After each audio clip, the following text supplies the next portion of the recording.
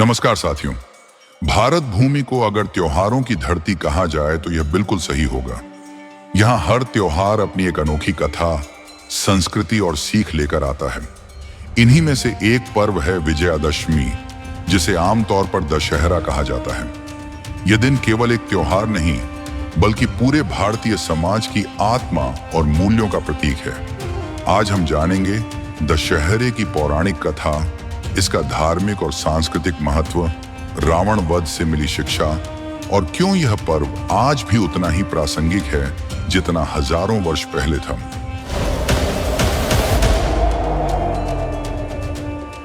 रामायण की कथा और रावण वध त्रेता युग की बात है। अयोध्या के राजकुमार श्री राम सत्य और धर्म के मार्ग पर चलते हुए वनवास स्वीकार करते हैं। उनके साथ माता सीता और भाई लक्ष्मण भी वन में जाते हैं। लंका के पराक्रमी लेकिन अहंकारी राजा रावण ने छल और बल से माता सीता का हरण किया। इसके बाद आरंभ हुआ वह युद्ध जिसने धरती पर धर्म और अधर्म की परिभाषा को स्पष्ट कर दिया। श्री राम ने वानर राज सुग्रीव, हनुमान जी, जाम्बवंत और अंगद जैसे महान योद्धाओं को साथ लेकर एक विशाल सेना बनाई। समुद्र पर नल नील ने पत्थरों का सेतु बनाया, जिसे हम राम सेतु के नाम से जानते हैं। इसी सेतु के माध्यम से राम सेना लंका पहुंची। युद्ध कई दिनों तक चला। हर दिन नई रणनीतियां, नए शौर्य और नए बलिदान सामने आए। अंततः 10वें दिन जब श्री राम ने रावण को अपने ब्रह्मास्त्र से परास्त किया, तभी धर्म की विजय हुई। यही दिन विजयादशमी कहलाया। रावण के 10 सिर बुराइयों का प्रतीक। रावण कोई साधारण राक्षस नहीं था। वह वेदों का ज्ञानी, शिव भक्त और महान विद्वान था। परंतु उसका अहंकार और अधर्म ने उसके ज्ञान को ढक दिया। उसके 10 सिर वास्तव में 10 बुराइयों का प्रतीक माने जाते हैं। काम, अत्यधिक इच्छा, क्रोध, लोभ, मोह, मद, अहंकार, मात्सर्य, ईर्ष्या, स्वार्थ, अन्याय, अत्याचार और अभिमान। दशहरे पर रावण दहन केवल एक पुतले को जलाना नहीं है, बल्कि अपने भीतर छिपी इन बुराइयों को जलाने का संदेश है। दशहरा का सांस्कृतिक स्वरूप। भारत के अलग अलग हिस्सों में दशहरे का स्वरूप भी अलग दिखाई देता है। उत्तर भारत में रामलीला का मंचन होता है। कई दिनों तक पूरी राम कथा जीवंत की जाती है और अंत में रावण दहन के साथ रामलीला का समापन होता है। पश्चिम बंगाल में इसे दुर्गा पूजा के रूप में मनाया जाता है, जहां देवी दुर्गा की मूर्तियों की स्थापना होती है और विजयादशमी के दिन उनका विसर्जन किया जाता है। कर्नाटक के मैसूर में दशहरा एक भव्य जुलूस और सजावट के साथ मनाया जाता है, जिसे मैसूर दशहरा विश्व भर में प्रसिद्ध है।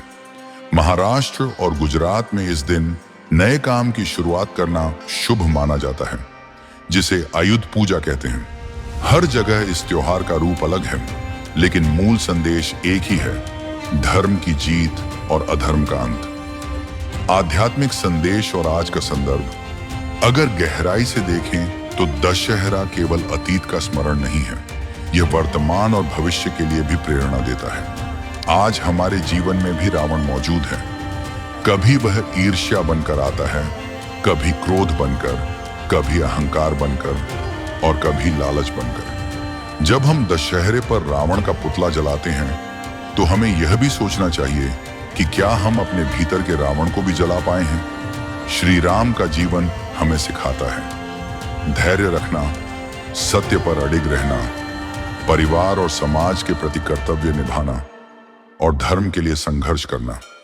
यही शिक्षाएं आज के युग में भी उतनी ही जरूरी हैं। तो दोस्तों, दशहरा हमें केवल एक पौराणिक कथा याद नहीं दिलाता, बल्कि यह हमें आत्मचिंतन का अवसर देता है।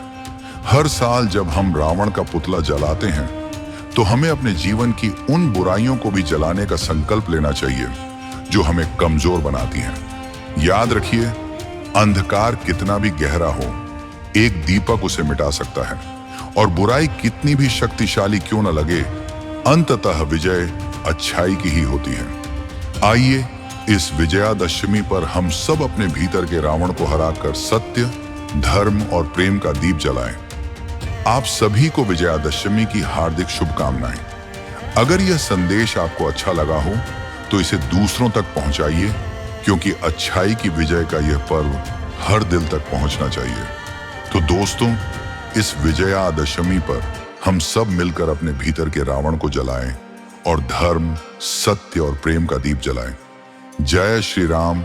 आप सभी को दशहरे की हार्दिक शुभकामनाएं। अगर आपको यह वीडियो पसंद आया हो तो लाइक और शेयर करना न भूलें और ऐसी ही प्रेरणादायक कहानियों के लिए चैनल को जरूर सब्सक्राइब करें।